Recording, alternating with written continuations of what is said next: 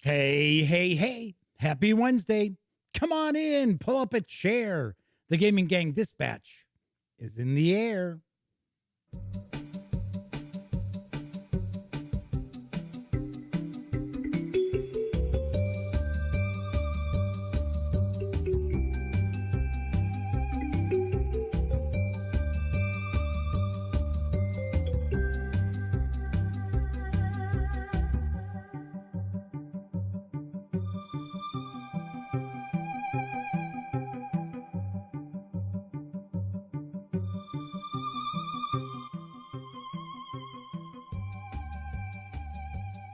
Howdy, howdy, howdy, gang. Welcome once again to the Duct Tape Studios.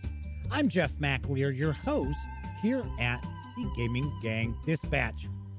Presented to you by thegaminggang.com, of which I happen to be the founder and editor-in-chief. So welcome aboard. Tonight is Wednesday, May 26th, 2021. This is live stream 671. This is your first time joining me. I start off the show by sharing the latest in tabletop gaming news and then follow up with a first look at a tabletop gaming product. Sometimes it's a board game, role-playing game, miniatures, rules. On Wednesdays, I like to feature war games. So tonight is actually going to be a bit of a special event. I don't know if I want to say a special event, but something a little different because we're going to take a first look at a war game that is coming to Kickstarter in June, and it is 2 minutes to midnight from Plague Island Games. We are going to dive on in, and I do want to point out this is not a finished product. This is a prototype I'm going to be taking a look at. I'm actually doing a Kickstarter preview video for Plague Island Games, but I wanted to share this with you so we can all take a look at it together. So I thought that'd be kind of fun.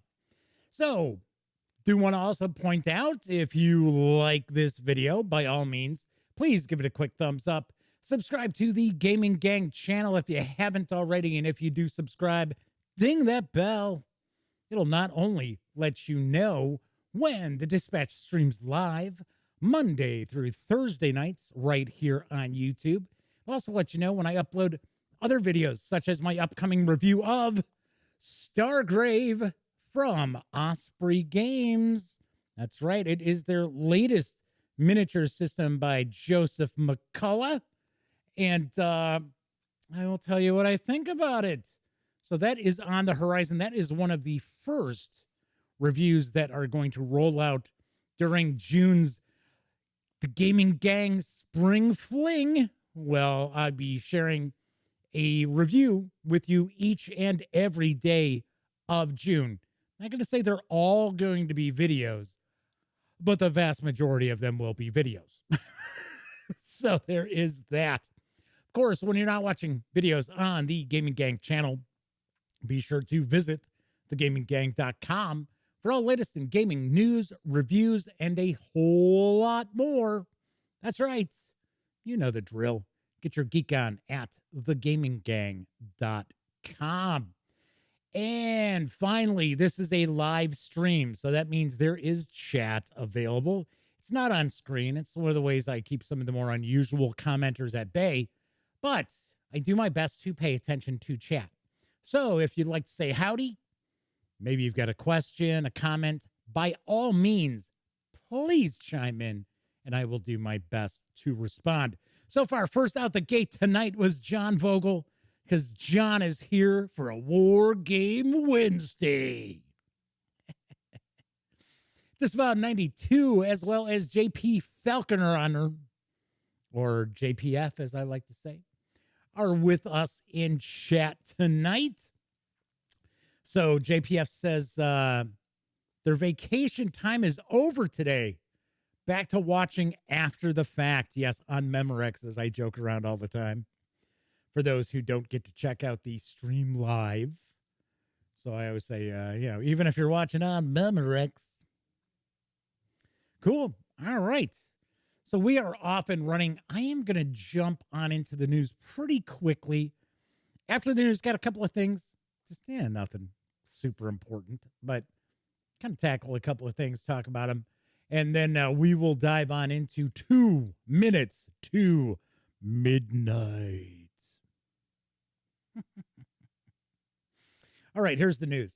Coming this fall from Blue Orange Games is Bella Magica. I've got the deets. Each player represents an evil lord. Recruit creatures ranging from simple goblins to terrifying dragons and assign them a task in your kingdom. Some will go and gather resources and explore the surroundings, while others will join your army to attack the human kingdom and other players. Collect chests full of treasures and become the richest and most powerful evil lord of all time. But how do you do it? Choose an active horde. The captain rolls the dice to define which horde will work today, with the possibility of making the captain roll again with a barrel resource spent. You're going to gather resources, so you're going to gather units of food at the level of your active horde capacity. Your treasure cards could make you win immediately metal or wooden chests. So you get to call back your scouts. You can also attack. Following the turn order, starting with the captain in clockwise order, each player can carry out one attack by choosing between attacking the human kingdom or attacking another player's castle. You can recruit creatures at the end of your turn, so each player will recruit creatures by spending their food and symbols to recruit more resources and more chests and monsters. The first player with 10 or more chests ends the game, and the player with the highest values of those chests wins the game. Got to point out, this press release is not localized very well. I believe Blue Orange is a French game company. And I was kind of having to kind of change it on the fly as I'm reading it so that it's grammatically correct, or as close to being grammatically correct. But this does kind of look like an interesting game. Bella Magica is for 2 to 5 players, ages 10 and up. It plays in 15 to 30 minutes. As long as it's less than 50, everybody, right? 50 or less. It's got to be 50 minutes or less. That's just a callback to last night's stream. Anyway, this is going to carry an MSRP of $29.99 when it arrives in September. So this is a late Q3 release to keep an eye out for. I would not be shocked if Blue Orange happens to be a Gen Con. I don't know if they will or not. I got to be honest, I don't recall seeing them there in the past. That doesn't mean that they're not there, right? This is probably a Gen Con release, is what I would think. So, something to keep an eye out on. And you get to play the baddies. Kevin R. Smith has joined us in chat. Good to see you, Kevin. So Kevin asks, I wonder why they're evil lords instead of evil wizards, since it's a magic war. You know what? They could be wizards. Like I said, the localization of this, like, it's a sell sheet info. It's not really a press release. Is not very well done. So it is possible that they are evil wizards. Yeah, I know, because it's like Magica. I don't know. All right, let's move on to our next news piece, because currently up on Kickstarter is a new World War II game from, we're talking about another French company. This is Don't Panic Games. And here's the skinny on Fighters of the Pacific. Fighters of the Pacific is a fast-paced and simple tactical war game of naval air battles during World War II in the Pacific. You lead several squadrons of fighters, bombers, and torpedo aircraft, one by one, to dominate the skies and launch attacks on the enemy's ships and islands. You replay the most famous air battles in history with a simple but realistic mechanism on a huge battlefield with dozens of aircraft and ships. Each plane is moved individually on hexagonal spaces. If it targets an enemy aircraft, that one must react, and it cannot, or I should say, if it cannot, it takes damage. Some planes can use bombs or torpedoes to destroy ships or land targets. Players should keep their groups of planes organized to maintain initiative. Each type of aircraft has its own characteristics of speed, armor, and special abilities. There's no dice, no ruler, just hexagons and a few markers and a lot of aircraft. Fighters of the Pacific is designed to provide an intense feeling of frantic air battles. Much attention has been paid to historical realism. Each aircraft carrier, aircraft, and scenario are designed and drawn to be close as possible to reality, to the delight of history buffs. The base game contains a large modular board, player aids, and all the tokens you'll need to play. This also includes 4 aircraft carriers, the USS Yorktown, the USS Hornet, and the Japanese Kaga and Akagi, with an escort destroyer each, as well as all of their aircraft squadrons in 1942 at the dawn of the Battle of Midway. Fighters of the Pacific is scenario-driven. The base game comes with 6 different scenarios. With practice, you'll be able to set up your own scenarios very quickly. With expansions, you'll be able to replay historic battles, the Battle of Midway and the Battle of the Coral Sea, with new aircraft carriers and their full squadrons, new types of aircraft, and many scenarios for each stage of these battles. There is a Kickstarter video. It's about 2.5 minutes long. It's going to give you a better look at this game, and we will discuss right after.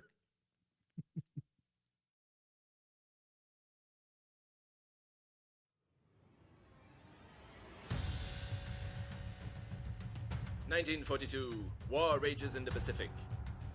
2 huge war fleets face each other across vast distances. The Japanese are filled with confidence after their surprise attack on Pearl Harbor. However, nothing is decided. The US Navy managed to save their essential asset, their aircraft carriers. For the first time in history, this new weapon will be used in desperate battles over the ocean, involving hundreds of warships and aircraft.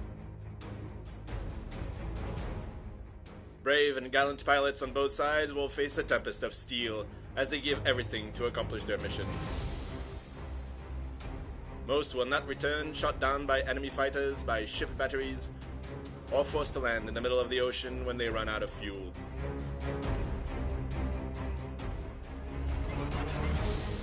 Do you have what it takes to turn the tide of battle? Fighters of the Pacific, now on Kickstarter.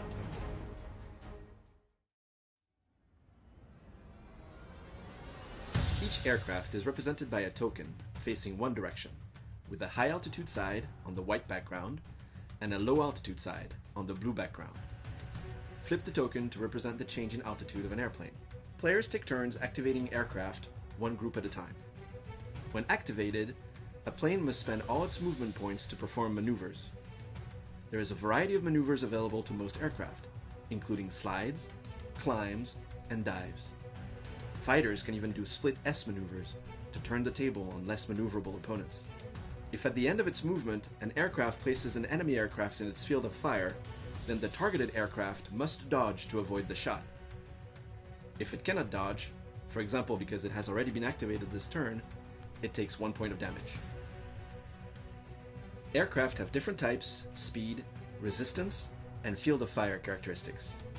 Some can also carry torpedoes or bombs to attack ships and ground targets. The player who has the initiative can choose to let his opponent play first. The initiative is given at the beginning of each turn to the player with the least handicap. Handicap is determined according to the number of aircraft groups, their altitude, and any damage they suffered. Each scenario includes different objectives that bring in victory points and affect the circumstances of each battle. Can you lead your squadron to victory over the Pacific? Fighters of the Pacific.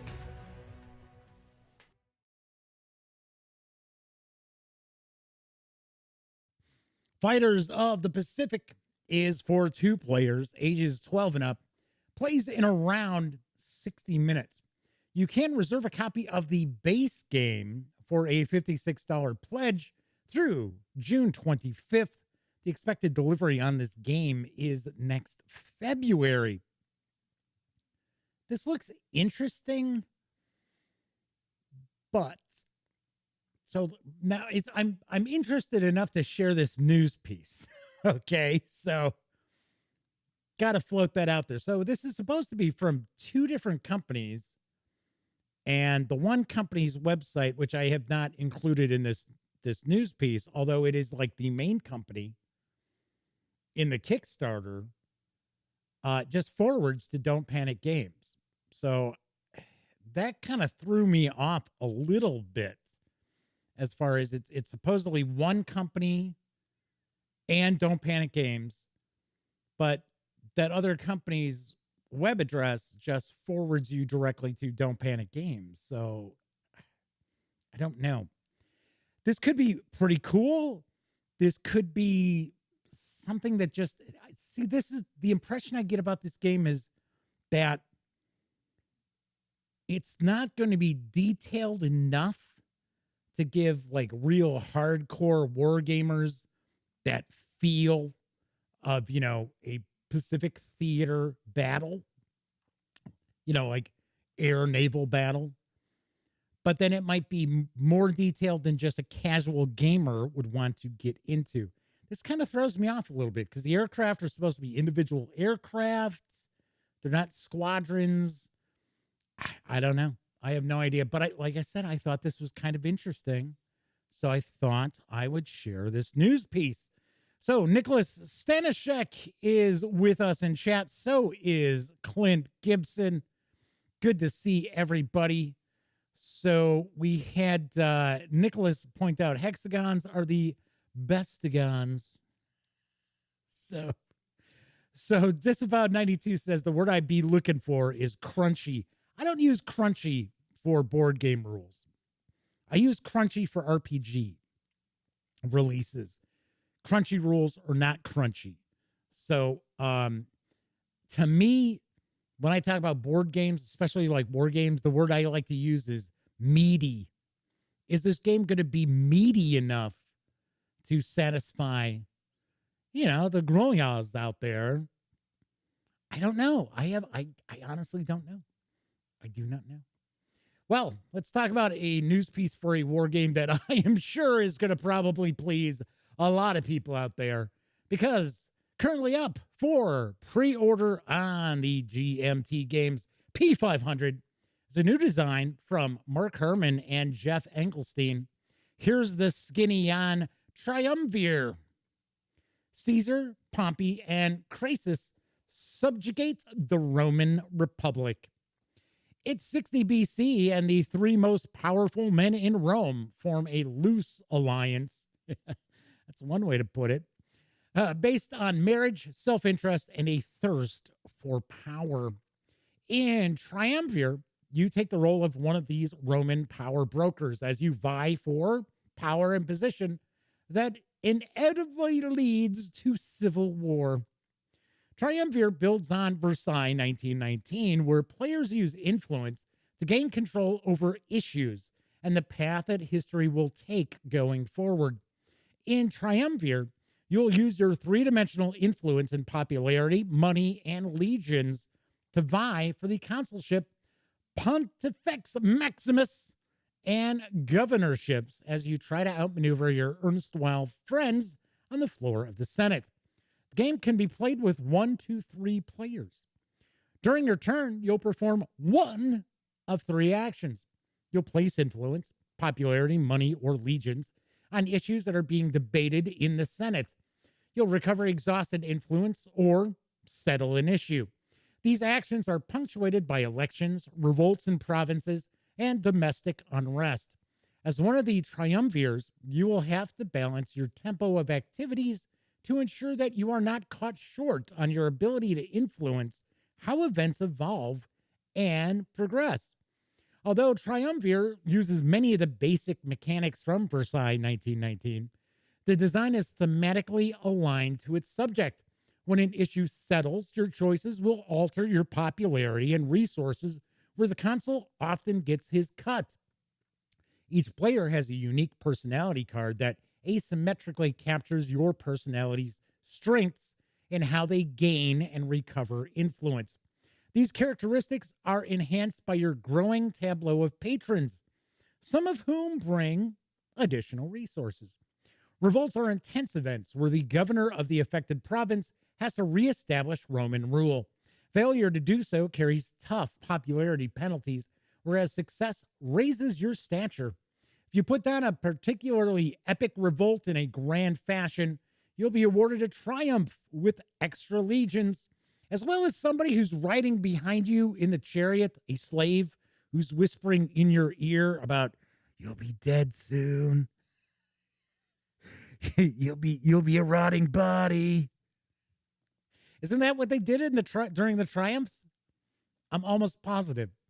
When there would be like a big parade. I don't know.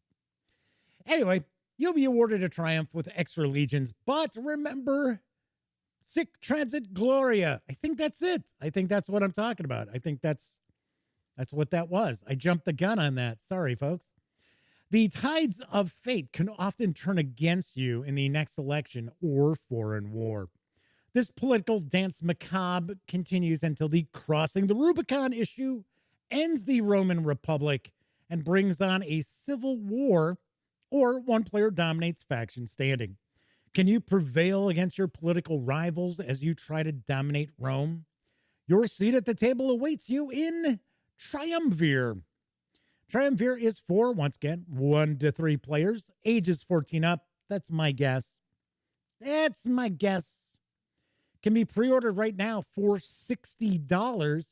There's an expected MSRP of $92. Very interesting. I wish I had more images to share. I really, really do. Rachel, come on. I think Rachel takes care of the like the previews, the images, stuff like that. Rachel Billingsley. I don't know. Lately, GMT's had some really cool sounding games on their P500, but not a lot to share image-wise for them. That's kind of a bummer. Sometimes I search around and I do find some things, but this is all I've got. All I've got, really. This is kind of the prototype board that we're taking a look at, but this should be cool. It should be pretty interesting. All right. So Kevin R. Smith has joined us in chat. So let's say, so Disavow 92 says, GMT's been beating my wallet down like the moles at a whack-a-mole. Yes. JPF says, yeah, Dis. I have been just saying no for P500 games for a while. Have a few that they're already waiting on. Yes, one thing I always point out, and I don't know if GMT would agree with me on this or not, but I know how it works. Even though it says it's P500, that does not necessarily mean that 500 pre-orders is going to get it to print. Sometimes it will. So something like this, right? It's got Mark Herman's name on it. You got Jeff Engelstein's name on it. I would take a guess. Yeah, 500 pre-orders is going to move this forward. Normally, it's about 700 to 800. So, and then, of course, we had COVID slowing everything down. So, yeah, there's a lot of stuff kind of on the back burner that we're waiting to come from GMT. But they're on a run of some really good stuff. So this is the third of 3 games that are up on the P500 right now. I think all 3 look pretty good. We talked about a Jest of Robin Hood last night, and that is kind of an introduction to the coin system, tweaked a bit to be playable in about an hour. And that looks pretty interesting as well. So lots of goodies. All right, let's move on to some role-playing game news, because there is a new adventure supplement that's arrived from Frog God Games. Here's what I know about Adventures in Jihadal. Adventures in Jihadal includes 3 adventures for 5th edition, 1st edition Pathfinder, and Swords and Wizardry that take the characters on a journey across the island. Although not part of a formal story arc or adventure path, when run in succession, characters who partake in the adventures can progress from aspiring heroes to renowned legends in their own minds. I threw that last part in. The following adventures also include appendices containing new monsters, magic items, spells, hazards, and equipment. There's the Re-Education of Coyote by Thomas Nass. The local Kelmekic has fallen into disarray as the noble scions seem to impose their own brand of chaos over the school under the direction of a malevolent master.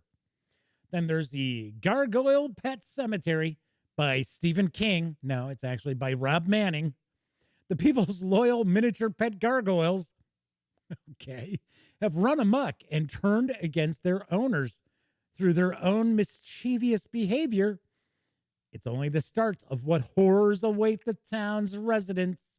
Then there's the 7-Year Harvest by Tim Hitchcock. Inadvertently slaying a noble creature comes back to haunt the residents of a small town and requires brave adventurers to venture into a forbidden domain as recompense for a grave sin. There's also, so I thought it said there was a trio of adventures. There's like 5. That's not a trio. Rider on the Storm by Rob Manning. The awakening of a long slumbering evil has transformed a teenage rite of passage into a horrific nightmare that threatens to spread throughout the land. And finally, there's The Daughter of the Drowned Serpent by Tim Hitchcock. The wicked child of an ancient foe plots to return her father to his throne unless the heroes can intervene to stop her terrible plan from coming to fruition.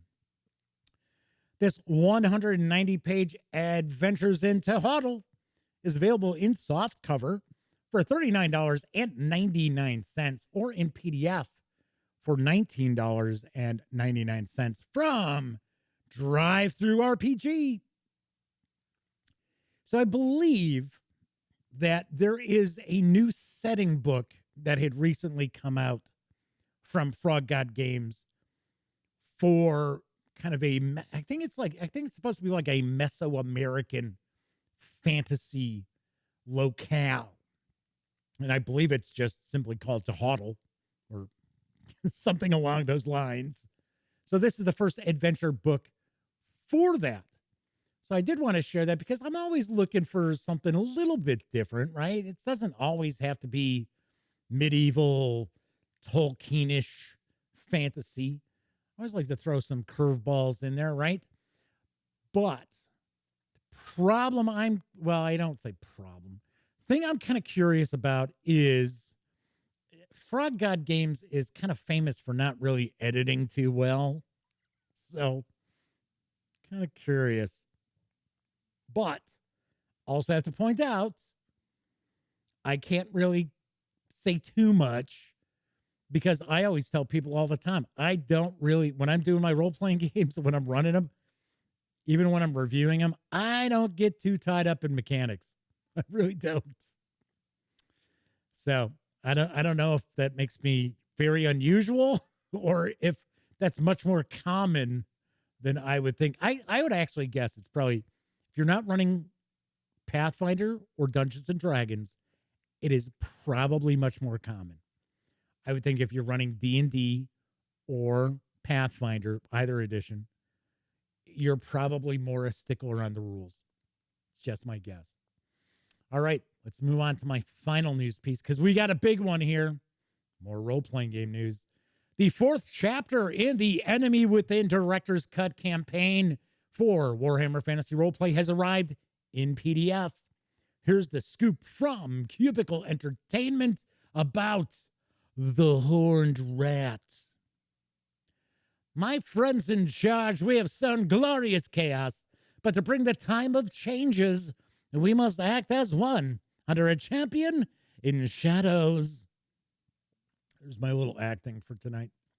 The Horned Rat is the 4th volume of the revised and updated director's cut of The Enemy Within, one of the most highly regarded role-playing campaigns ever written. Building on the dramatic events at the end of Power Behind the Throne, recruiting your brave heroes into the service of the city of Middenheim for more drama and intrigue.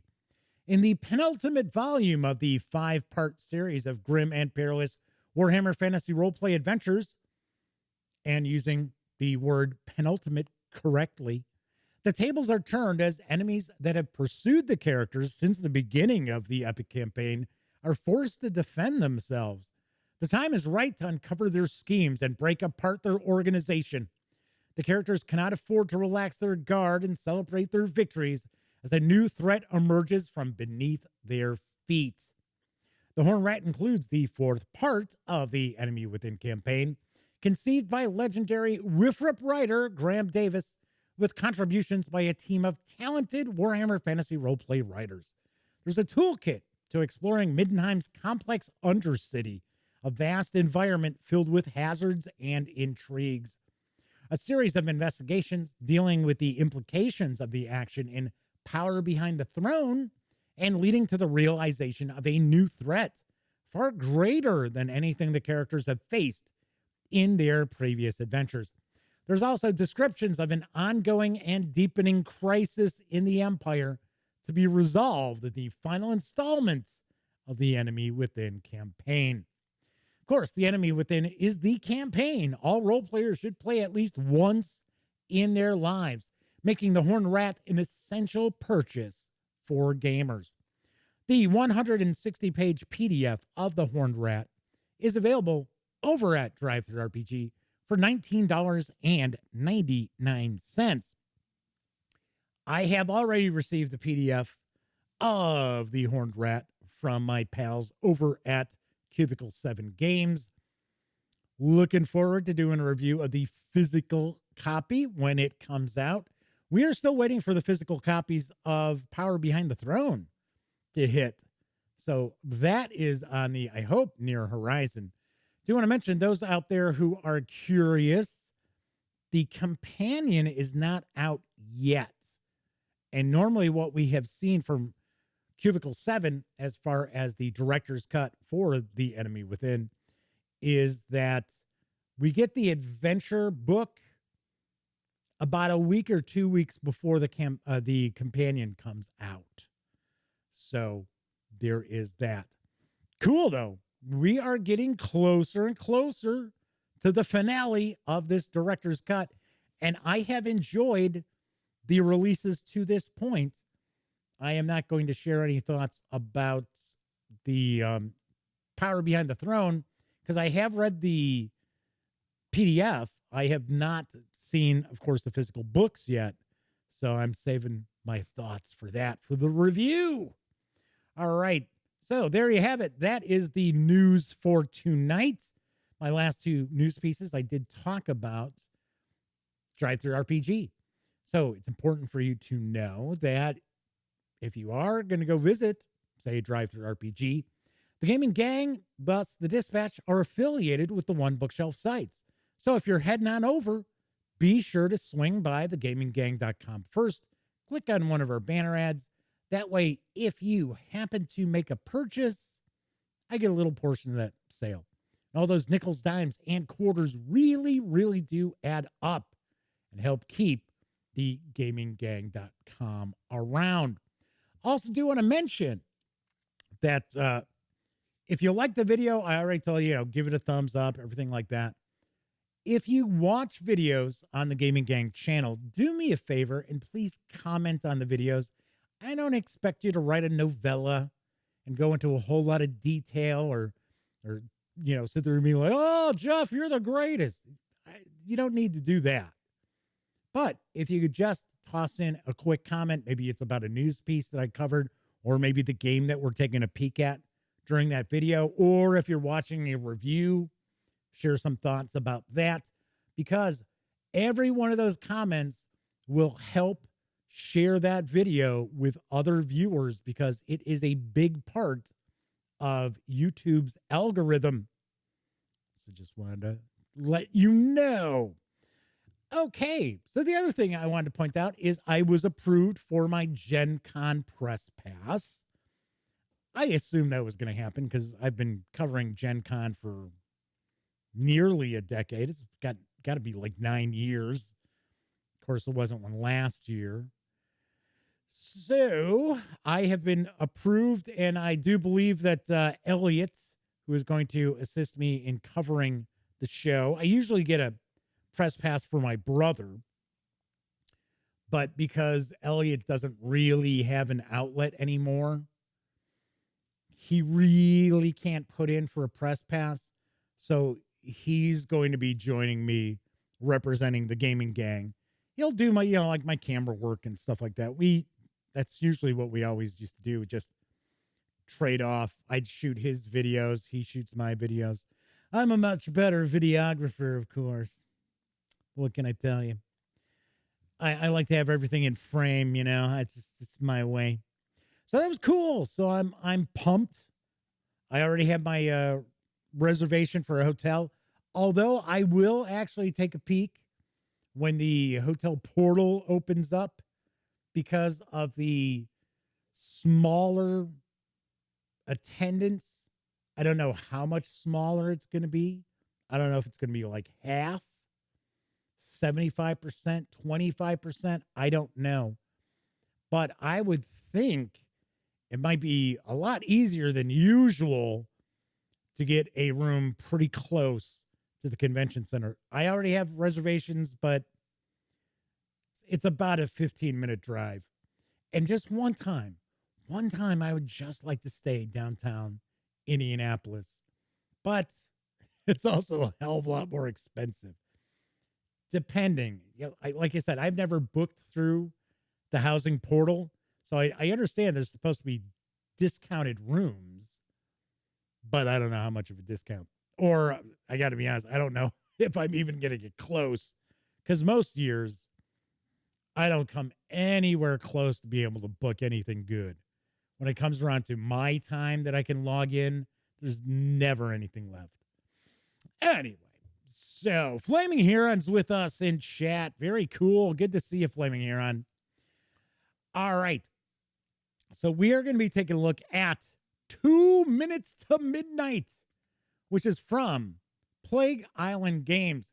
The game is designed by Stuart Tong, taking a guess at the pronunciation there, with artwork provided by Carl Huber. It is for 2 players, ages 12 and up, plays in 2 to 6 hours. This is heading to Kickstarter on June 11th. I don't know if that June 11th date is set in stone or not, but it is supposed to be hitting on supposedly June 11th. I am actually doing a preview video for this Kickstarter, but I thought it's War Game Wednesday. This just showed up. Let's take a peek. So swinging on over to the other camera, here is the box top for 2 Minutes to Midnight. And the reason why it's a box top is because the box is like overflowing with stuff. It doesn't close. So it's packed in there. So I figured I'd just show you the box top here. I think it's kind of cool. Maybe a little too busy, a little too crowded. Here's one thing I'm going to mention, and if you're in chat, toss out your thoughts on this. I'm not a fan of having the number 2. I'm old school, right? I am old school, and I have always been taught that if you can get away with it, never use the number in a title. Use the actual word. So I don't know, for some strange reason, the 2 in the 2 Minutes to Midnight makes this feel like, okay, so this isn't really a serious simulation game. I'm not saying that's the case. I'm just saying that, I don't know. It's just, I think I would take this more seriously if it said 2, the word 2, as opposed to the number 2. Let me know what you think in chat. I know it's an oddball thing for me to bring up, but I'm just tossing it out there. It's just weird. All right. So that is the cover. I think it's pretty cool. Like I said, I think it's just a hair busy, but it is pretty cool. So we've got a rule book. I'm going to point out. So Kevin says, I wonder if the graphic design of the logo influenced use of the number. I mean, you could easily move these flags out a little bit, right? Plus, this is a different font, different size. So I don't know. I honestly don't know. You can make that a little bit bigger, to put the letter the word 2 in there. I almost said the letter 2. Yeah, okay, Jeff. It's like, what are you, nuts? So we've got the rules. I do want to point out that this is a prototype. This is not the finished product we're taking a look at, right? This is a prototype that I'm doing a preview for that I did want to share. So Fleming Heron says, I don't know. Never really fussed me. It's just, I don't know. Like I said, to me, I just think the word 2 is a better move. That's all. Like I said, I'm just old school. Look at the, titles of the articles on the Gaming Gang website. You almost never see me utilize a number unless it's something like, oh, this is live stream number 671. All right, so we got our historical introduction. We get an overview. We've got cubes. So Fleming Heron says, that happens more than you think. People saying letter number. Yeah, that doesn't usually happen with me. So Nicholas said, now Nicholas is an author too. So something to keep in mind. It says, spell out the number, exclamation point. So we're going to take a look at the game board. And I will point out that the game board does look quite a bit like Twilight Struggle. So this game is, I get the impression that this is nowhere near, it's nowhere like Twilight Struggle, because this to me looks like there's a ton of actual detail going on in here, that you're doing some like technological research. I think the Cold War can go hot, which is not something that takes place in Twilight Struggle. I think there's a lot more like economic gameplay going on here as well.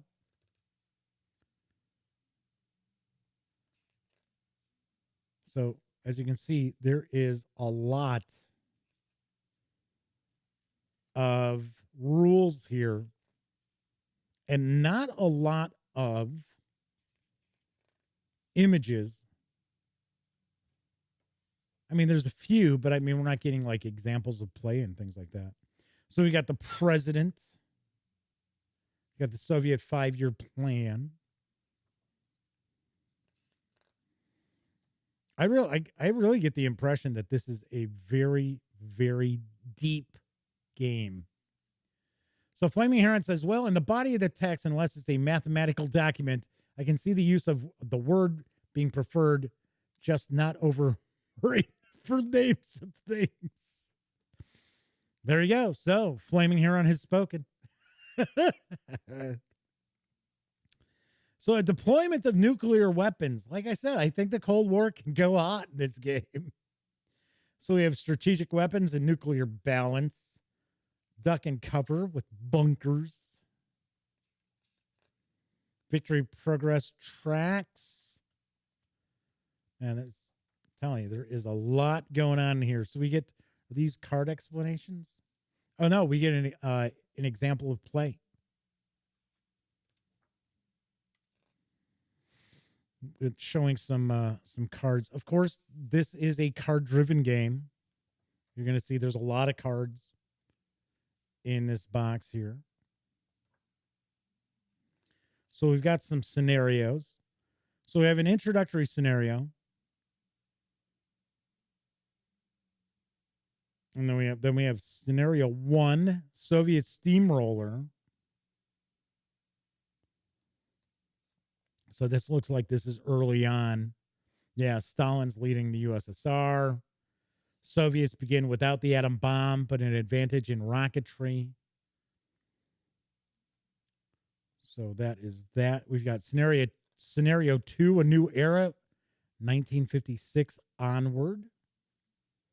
So we have scenario 3, The Eagle and the Bear, which is the from 1966 onward. I think that's so it says scenario 4 to follow. So I'm going to take a guess. Our scenario 4 is probably going to be the 80s, the Reagan era. That'd be my guess. Because I think this is supposed to go to, 91. Off the top of my head, I think Twilight Struggle goes to 89.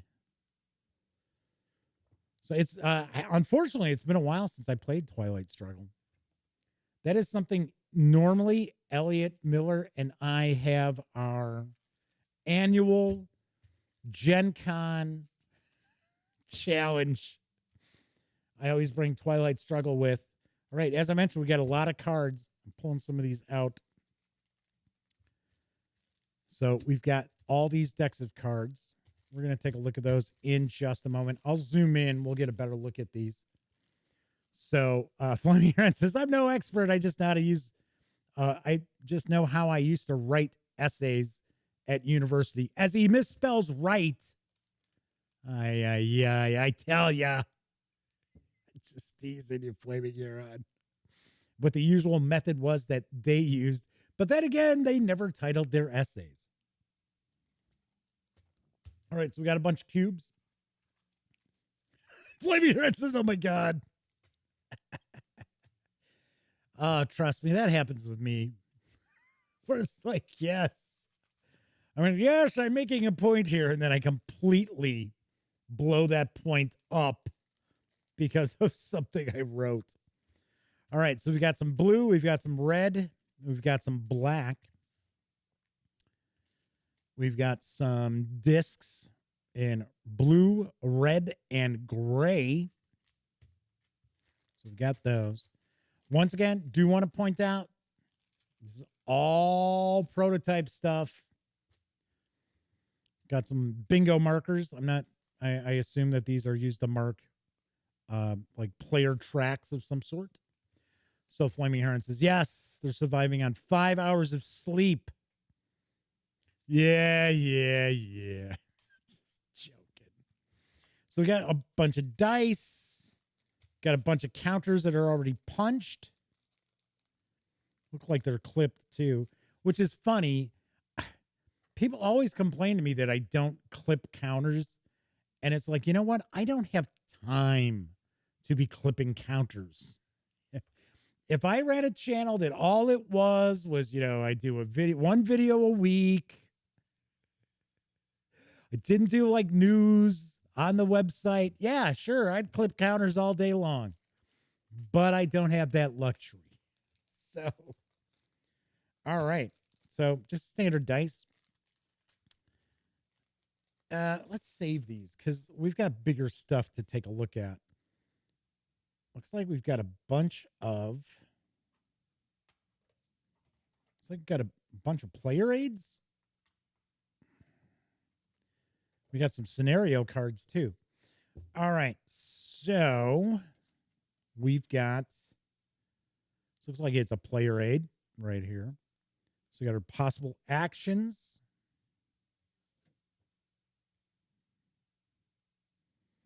So this looks like it's covering a lot of the actions here, as well as nuclear weapons. Mutual assured destruction. Yeah. All right, so we've got 2 of those. A couple more of. So we've got coups and civil war. We've got aggressions. End of turn sequence here. This game is designed by Stuart Tong. Like I said, I'm not positive if that's the correct pronunciation of Stuart's last name.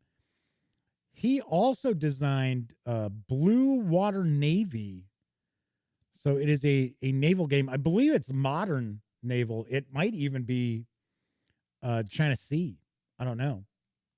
So we've got coups, civil wars, and aggressions on these. We got 2 of those. So we've got a solo bot reference. So you can play this solitaire as either the U.S. or the USSR. So we've got those. We've got, it looks like a setup card for our introductory scenario.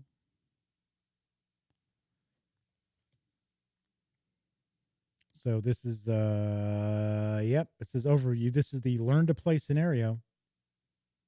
Take all A cards and all turn 1 cards and make up your deck, it looks like. Okay. It's showing us kind of the play area. So we're not going to utilize the entire board in this introductory scenario. We'll take a closer look at these scenario cards in a sec. We'll zoom in and get a better look. We've got these game boards. So we have one. It looks like this is a sideboard. And this looks a pretty good size here.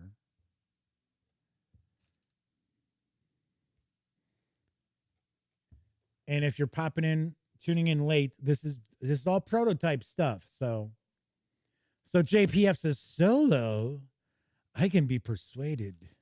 So this looks like our technology, kind of our tree, our tech tree here. So we've got nukes, satellites, space, industry, navy, land, air, and farming for Soviet agriculture. Got a strategic outlook, nuclear balance, conventional balance, naval balance. We have an intel assessment,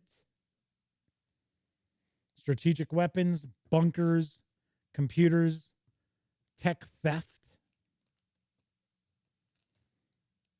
So we have along here kind of a turn track as far as, I don't know if these are like the investments that must be made into this, or what it costs to invest into these tracks possibly. So we have from turn 1, 1946, all the way through turn 9, which is through 1990. So that looks kind of cool. So this is a sideboard. So this is not the game board. This is a sideboard. So as you can see, you are going to need some space to be able to play this, because we also have the game board, which seems to be fairly large. It's gonna be kind of weird for me to try to squeeze this in. Try to go top to bottom here. And is this it? No, I was gonna say I think it's bigger than this. Yeah, there you go. That's good video, Jeff. Blank white board. All right, so I'm trying to be careful here because I don't want to damage anything. Okay, so I'll tell you right now. There we go. It's like, geez. All right, so this is a pretty damn good size board. So we've got Soviet Russia. So this is the Soviet player. Looks like we're tracking a lot of different things here. Oil production, oil price, their 5-year plan, tech theft, their victory progress. So we got Soviet leadership, freedom and reforms, as well as Western trade, and a force pool. So as I mentioned before, the board layout kind of looks a bit like Twilight Struggle, but you'll notice there's no numbers here or anything like that. We have the areas. It's telling us, what countries these represent. Looks like we've got industrial capacity is my guess. So, as well as oil. So it looks like we've got oil barrels here. So as we can see, Saudi Arabia is and United Arab Emirates and Oman are big producers of oil. So we've got those there. So of course we've got the red, which obviously is leaning or is communist controlled. And then we come over here, and then we get the United States of America. Pull that down a little bit. So this actually has kind of a smaller area with fewer things to track. So we've got our national debt, we've got the president, we've got our victory progress, and then we have the force pool. So here it looks like maybe it's an automatic victory if the U.S. gets to 6, whereas we saw on the Soviet side, it went to 4. So then we get North America down into South America as well.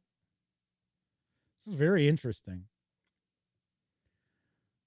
So, all right. So what is that? Is that unrest?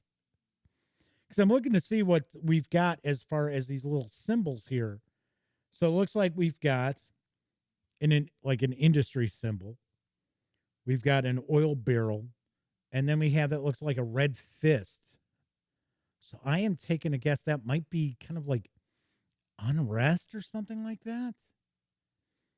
So Kevin says, funny that we're talking about a game about something that people were really afraid of when I was a teenager. Yes, me too. I was around for all this as well. I was around. I was a kid in grammar school, and I remember watching The Day After. And it was like, holy shit. It's like, oh man, I don't want that to happen. I think I was still in grammar school at that point. Because wasn't that like 79, 80, something like that? That was, and then, gosh, what was the movie that the UK did? I think it was before that. I think it was before The Day After. That like was even scarier than The Day After was. But we didn't get it. We didn't see it in the US, right? Because I think it was like BBC or something like that. But yeah, this was something that we were like, yeah, Ivan could go off on us at any time. And there were some times that it was touch and go. In fact, here's the oddball thing, right? I'm going to try not to go on much of a tangent, but I am actually listening to an audiobook. Gosh, off the top of my head, I can't remember the author's name. But this was recommended to me because I'm a big fan of Stephen King's The Stand. And it is called Swan Song. And I think it was written in the 90s. And of course, it's one of those situations where, yep, U.S. and Russia fired nukes off. And of course, there was that mutual assured destruction. And of course, it's the survivors. And, there's some sort of like weird evil presence. I'm not real far into, I'm about a quarter of the way into the audiobook, which I listened to. Oh, okay, hang on. Coup. These are coups. That's what those mean. And that says worth and oil worth. All right. Cool. And then, of course, we have these little lines connecting these different areas as well. So, like I said, as you can see, along with this research board, you're going to need a good amount of space on your table for 2 minutes to midnight. I don't know why he wanted to say it like that. We got 2 minutes to midnight. Jeez. Yeah, do a little Eddie Money, right? All right, we're going to zoom in, get a better look at these scenario cards. There we go. That looks like that is nicely focused. So this is the introductory scenario that we were kind of taking a peek at before, right? There is a bunch to this game. I can tell you that right now. And this looks like this is a very meaty game. This looks like this is a pretty heavyweight game. Now it says it's for ages 12 and up. I don't know about that. This to me, and once again, I have not played this or anything. This is the first time I've taken a deep dive into this. I just actually got this on Monday. So this is the Scenario 1 Soviet Steamroller. Got Scenario 2, A New Era. So that would be Eisenhower in the White House. So it looks like this is what we're kind of, everything's set up as. Shows us what kind of force pool we've got. Showing us what production levels and things like that are for these scenarios as well. Then we got the eagle and the bear. So this is just as Vietnam is starting to ignite. Well, I should drag the U.S. into it. So JPF says the UK movie was Threads. There you go. Yes. And it is like horrible. It's like horrifying. And the day after was pretty damn horrifying. But I had always heard, now I have not watched Threads, but I have always heard that Threads scared the piss out of more people than the day after did. All right. So we've got the 3 scenarios. And as we saw in the rule book, there is going to be another 4th scenario. So here we've got the Soviet Russia. This is the same thing that's on the board. I wonder if this is to replace their board. Maybe there's something different. Maybe there's a misprint or something on the game board. I don't know. It's only one side.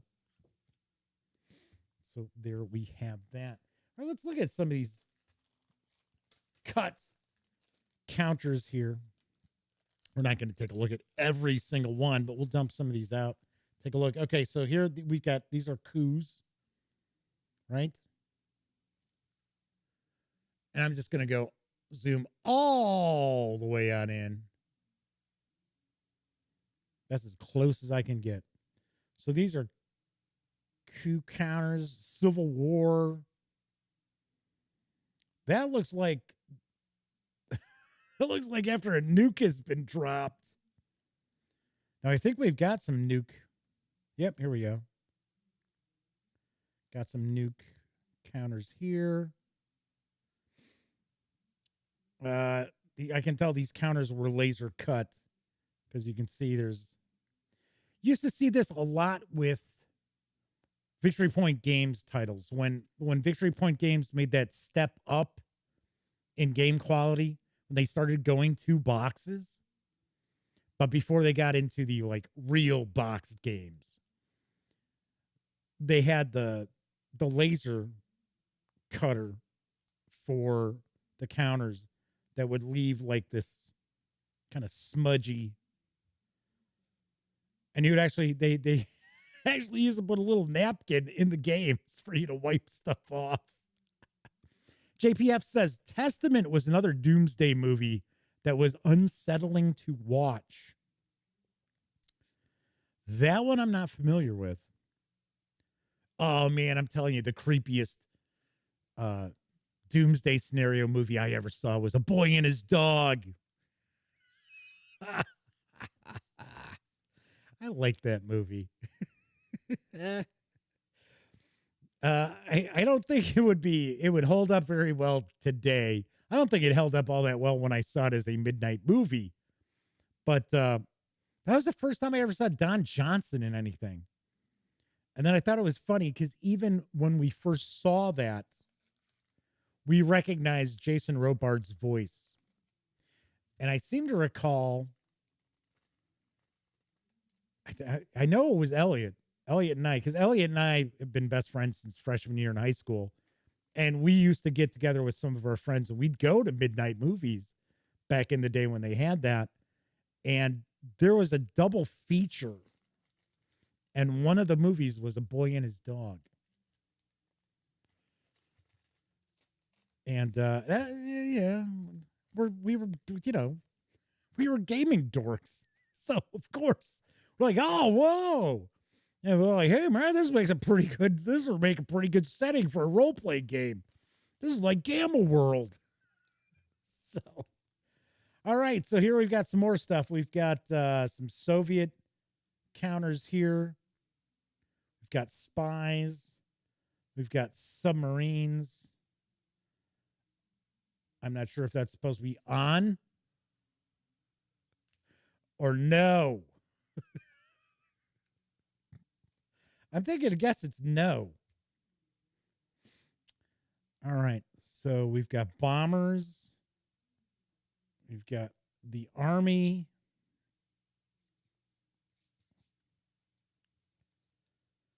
More nukes. More spies, investments. Bunkers. Whole lot of different counters here. The Ukraine farm trade,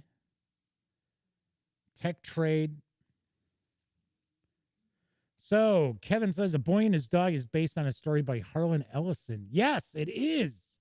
You are correct. It is a Harlan Ellison story. Boy, he was an interesting character, that's for sure.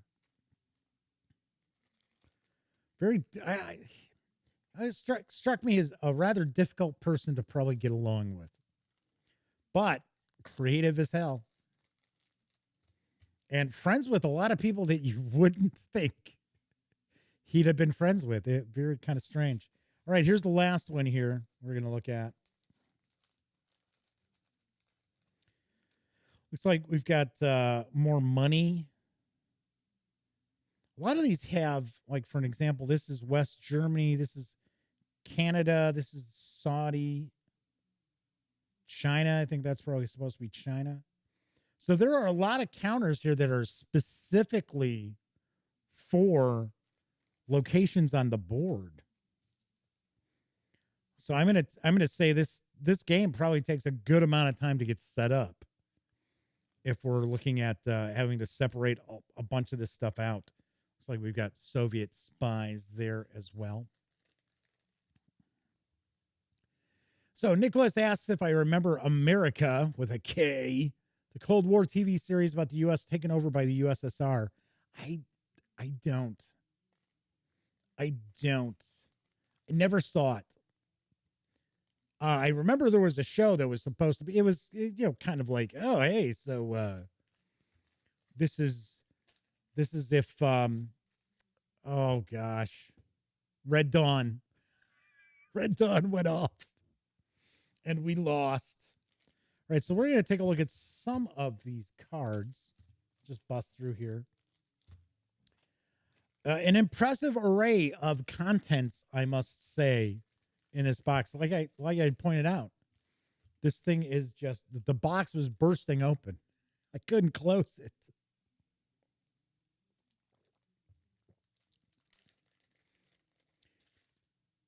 So one of the things I always love about card-driven games is the historical events, and it looks like this is something that we will have in this as well.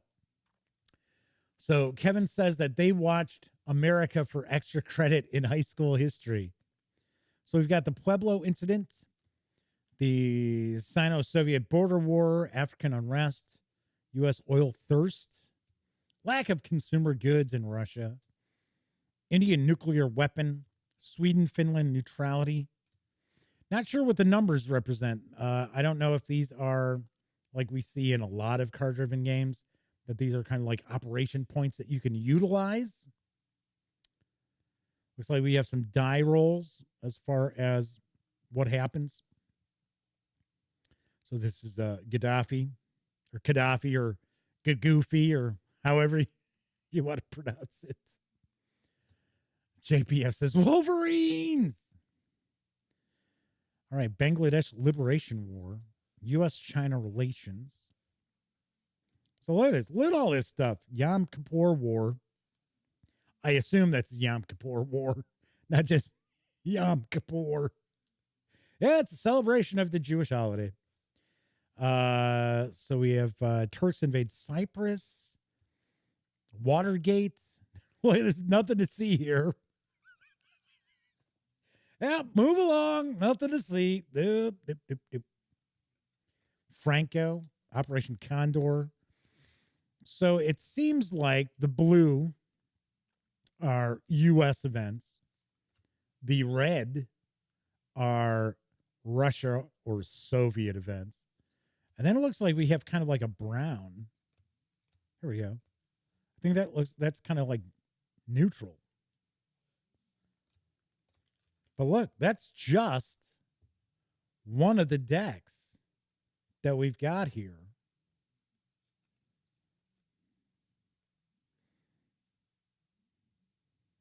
It says remove. I guess you remove it after you play it as an event. Just looking to see if they've got anything here that's like we have in Twilight Struggle. We've got the different eras. I don't see anything that would indicate. I would think it would be kind of odd if you had like the Falklands War taking place in the 1950s, right? That would be a little odd, I would think. All right, let's take a look at a few more of these. My interest is very, very peaked. I don't know about you guys out there or gals. I know we've got some women who watch. Didn't mean to be sexist there. So we've got Grenada, Star Wars, Trigger Happy, Able Archer, Unilateral Test Ban, Time and Growth, Chernobyl. Excellent miniseries on HBO if you haven't seen that. Congress Hobbles On, Baltic Unrest, Caucasus Unrest, Noriega, okay, U.S. debt, reparations, oil money, military exports. So these are A cards. I know, like in the introductory scenario, I think it said take the A cards out. So Disavowed's acting. Did everyone? Oh, I'm sorry, anyone enjoy the 2012 remake of Red Dawn? I never saw it. I thought Red Dawn was a pretty decent movie. It was one of those movies when I saw it, I was like, yeah. But of course, I don't know, like 14. But it wasn't a movie that was like, wow, we got to go watch that again. I saw it in the theaters, but it wasn't a movie where like, oh man, we got to go get that out for the VCR. JPF says Invasion America from SPI was one of his go-to games as a teen. I never played that. It's like I never played, what was it, Invasion USA? Wasn't that the one that was from Milton Bradley? Back when Milton Bradley owned Axis and Allies, it was kind of an Axis and Allies sort of game. All right, so U.S. money, Soviet money. All right, so that was that deck. So we did have some events early on. Oh, that's right, Fortress America. Thanks, Disavowed 92. That was it, Fortress America. Invasion USA was a movie with Chuck Norris. And another movie that if you saw it today, you're like, oh my God, this is awful. And Chuck Norris is a terrible actor. But as a teenager, it was like, oh yeah. Look at that stuff blew up. It blew up real good. Scott Nelson has joined us asking, where's the Iron Maiden song playing in the background? It's not playing because I don't want the copyright strike. So we've got investment cards. So these are, look, look like these are for solitaire, right? They say solo cards. So we have numbers as well.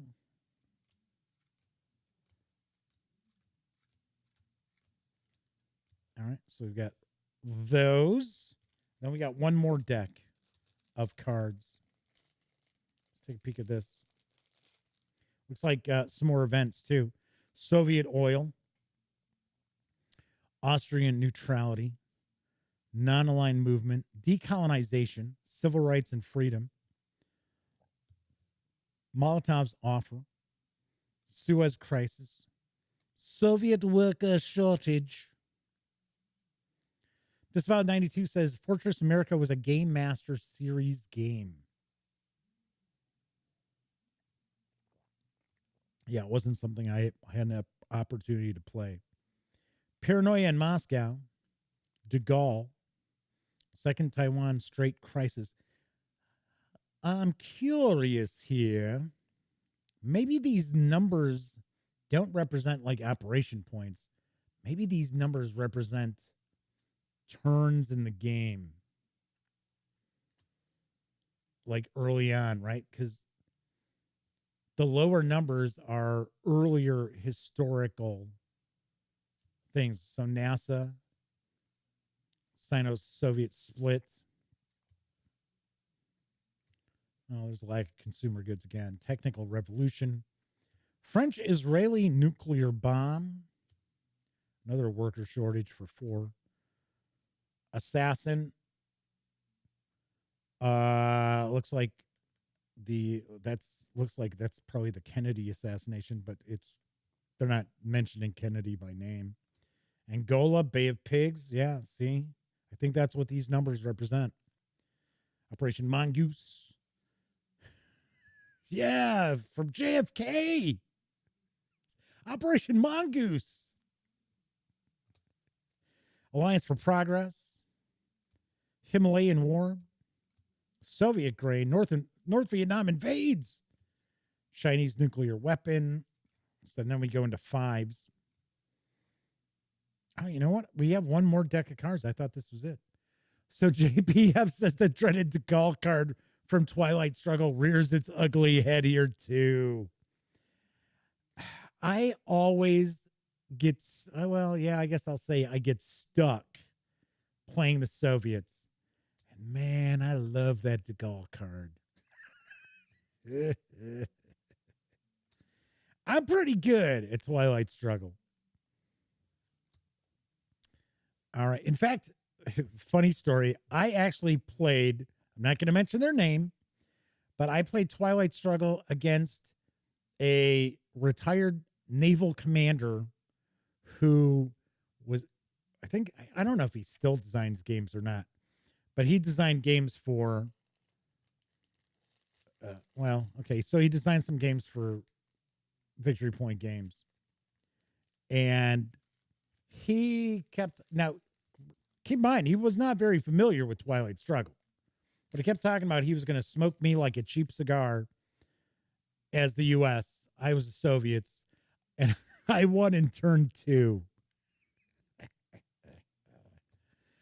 All right, so we've got some more of these A cards that you would remove in the introductory scenario. So we have R and D. Here we go. Yep, those numbers have got to be it. Because here we have Stalin, Atomic Energy Act, Nazi spies, Soviet famine, popular unrest, Israeli independence, Operation Paperclip. Huh, interesting. Tito. I can tell that there are events that are tackled in this game that are not in Twilight Struggle. There's McCarthy, China rebuilds, proxy war, Libyan independence, Cuban Revolution. Nice. So yes, so these numbers must represent, if not the turn number that you put these into a deck, but at least a progress historically as far as the dates. So lots of cards in here. Card backing is pretty cool too. So cover of the game. All right. So let's put some of this stuff. Scott Nelson says, where's the UFO card? Now that they've declassified the X-Files. Yeah, that's pretty interesting. We're going to find out more next month. Was it June 25th they've got until? All right, so if you want to take a peek, this is the back of the box. Let's back our way, give you a better view of this. There we go. So the cover artist is Christine Ridgway.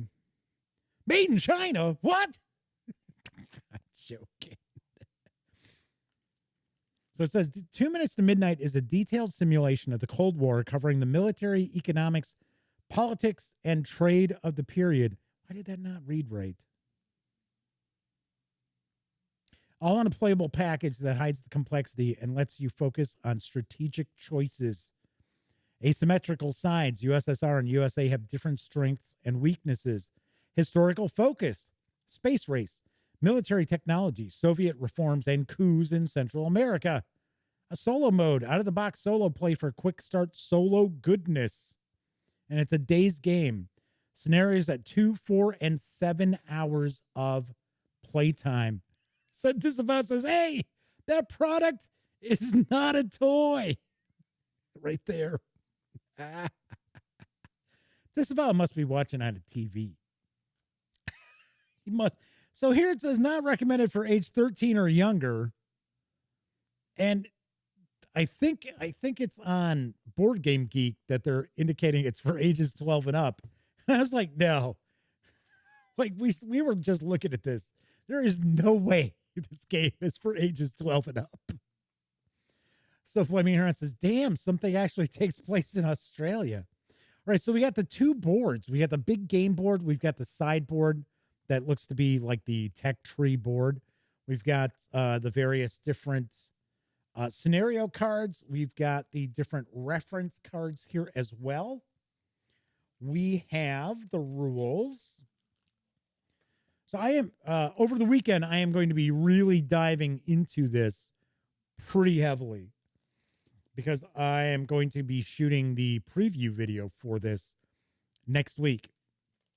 So, and I am going to be hanging out with my best friend, Elliot Miller, this weekend.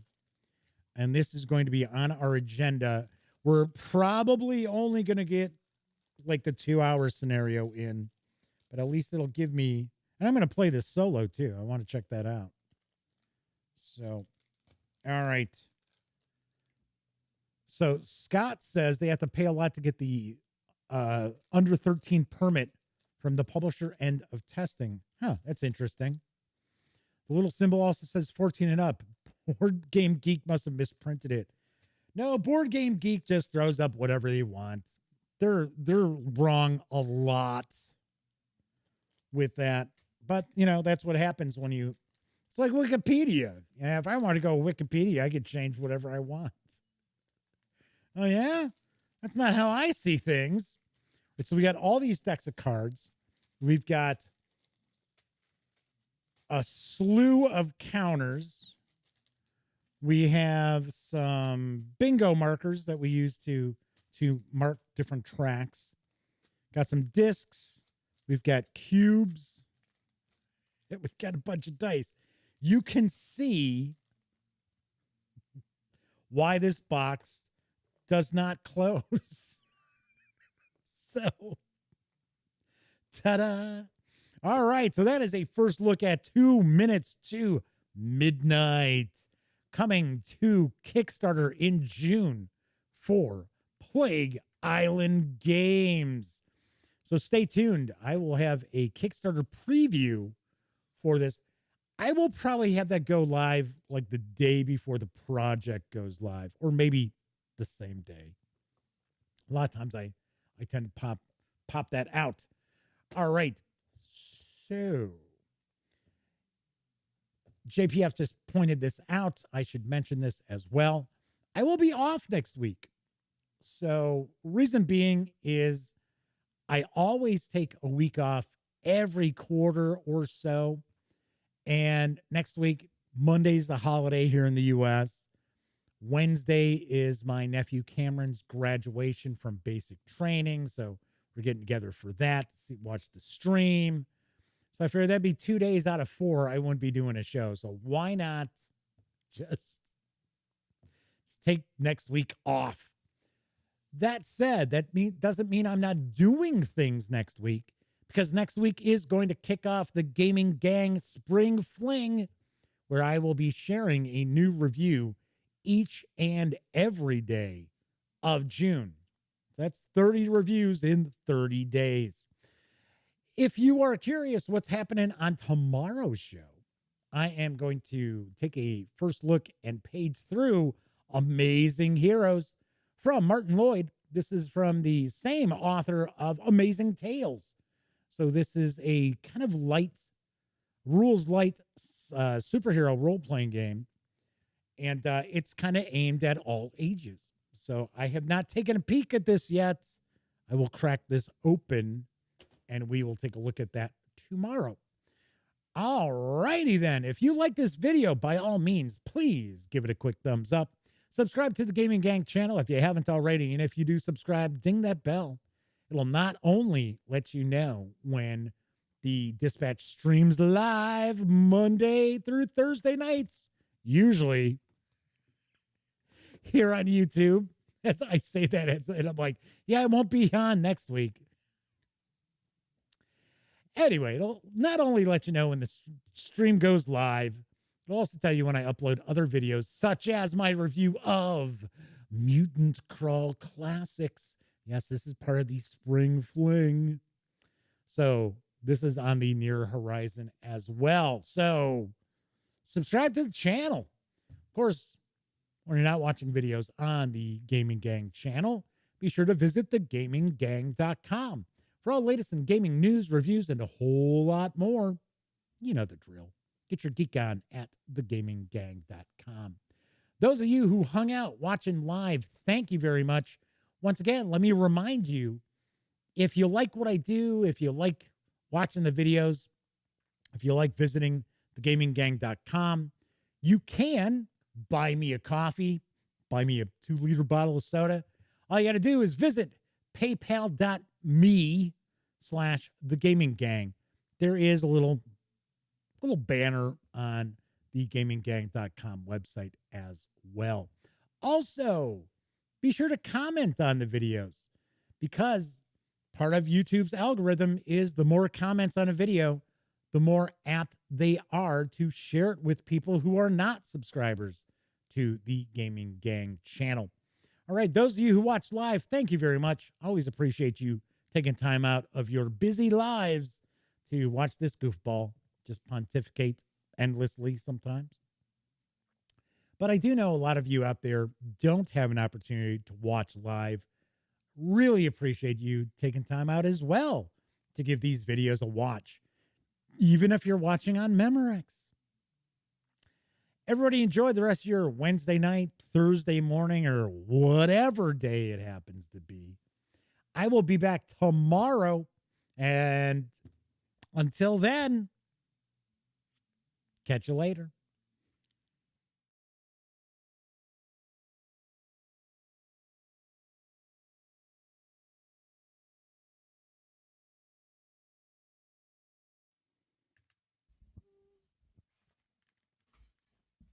Oh, you're still here. Well, while you're kicking it, how about subscribing to the Gaming Gang channel, or seeing the latest episode of the Gaming Gang Dispatch, or finding out what YouTube recommends you check out here at my channel. And of course, don't forget, get your geek on at thegaminggang.com.